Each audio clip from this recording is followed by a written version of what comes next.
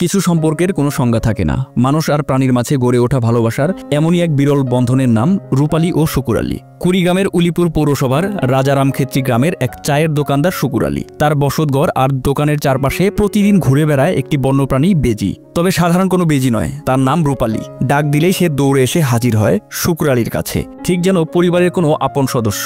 প্রাণীটিকে প্রথম বাড়িতে এনেছিল শুকুর আলীর ছেলে দুলাল মিয়া। প্রায় 6 মাস আগে স্থানীয় জঙ্গল থেকে একটি ছোট্ট বেজির বাচ্চা ধরে আনেন তিনি। সাধারণত এমন প্রাণী দেখলেই মানুষ ভয় পায়, গা শিউরে ওঠে, কিন্তু শুকুর আলীর প্রতিক্রিয়া ছিল একেবারে আলাদা। তিনি বেজিটিকে কোনো ভয় নয়, বিরক্তি নয়, বরং স্নেহ ও আদরের চোখে দেখেন।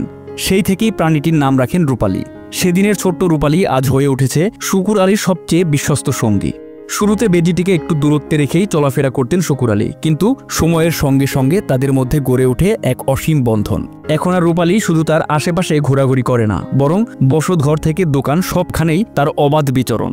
দোকানে বসে চা বানাচ্ছেন শুকুর আলী, এক পাশে ঘুরছে রূপালী। কখনো সে উঠে পড়ে কাঁধে, আবার কখনো খাঁচার ভিতরে নিয়ে ঘুরে বেড়ান তাকে। আশেপাশের মানুষজন অবাক চোখে দেখে এই অদ্ভুত সম্পর্ক। গ্রামের অনেকেই এই দৃশ্য বিশ্বাস করতে পারেন না, কেউ কেউ আবার ভয়ও পান, কারণ বেজি সাধারণত বন্যপ্রাণী। অনেকেই মনে করেন এমন প্রাণীকে ঘরে রাখা বিপজ্জনক, কিন্তু শুকুর আলীর ব্যাখ্যা ভিন্ন। তার মতে, মানুষের মন না গড়লেও এই বনের প্রাণী রূপালী আমার মনের ভাষা বুঝে গেছে। এই উপলব্ধিই হয়তো তাকে রূপালীর প্রতি আরো বেশি টেনে নিয়েছে। শুকুর আলীর দাবি, তিনি কোনো প্রশিক্ষণ দেননি, কোনো জোর খাটাননি, শুধু ভালোবাসা, যত্ন আর সহচর্যেই ধীরে ধীরে রূপালী তাকে আপন করে নেয়। খাবার খাওয়ানো, হাতের ইশারায় ডাকা, কাঁধে ওঠা, সবকিছুতেই রূপালীর মধ্যে এক ধরনের আত্মিক সম্পর্ক গড়ে উঠেছে। চায়ের দোকানে চা খেতে আসা মানুষেরাও অনেক সময় তাকিয়ে থাকেন অবাক হয়ে, কিভাবে একটি বন্য প্রাণী এমনভাবে মানুষ ঘেঁষা হয়ে উঠেছে। স্থানীয়রা জানায়, আগে শুকুর আলী এমন কোনো প্রাণী পোষেননি, তবে স্বভাবের দিক থেকে তিনি প্রাণীপ্রেমী বলেই পরিচিত। বিভিন্ন সময় কুকুর, বিড়াল বা পাখিদের খাওয়াতে দেখা গিয়েছে তাকে, কিন্তু রূপালীর সঙ্গে তার এই সম্পর্ক যেন একটু আলাদা। এটি শুধুই প্রাণী পোষার বিষয় নয়, বরং একজন মানুষের সঙ্গে প্রকৃতির এক প্রতিনিধি প্রাণীর আত্মিক সম্পর্কের গল্প। এই সম্পর্ক দেখে অনেকেই নতুন করে ভাবছেন বন্যপ্রাণী সংরক্ষণ ও মানবিক আচরণ সম্পর্কে। কেউ কেউ আবার অনুপ্রাণিত হচ্ছেন নিজের আশেপাশের প্রাণীদের প্রতি সহানুভূতিশীল হওয়ার ব্যাপারে।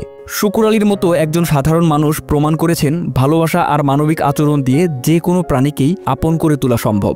বেশিরভাগ সময় বন্যপ্রাণীদের প্রতি মানুষের ভয় ও আগ্রাসী মনোভাবই তাদের দূরে ঠেলে দেয়, কিন্তু শুকুর আলীর জীবন অভিজ্ঞতা বলছে, প্রকৃতির সঙ্গে মিশে যেতে হলে দরকার হৃদয়ের দরজা খুলে দেওয়া। রূপালী আজ শুধু একটি বেজি নয়, বরং এটি হয়ে উঠেছে এক জীবন্ত উদাহরণ ভালোবাসা, বিশ্বাস ও সহানুভূতির শক্তির।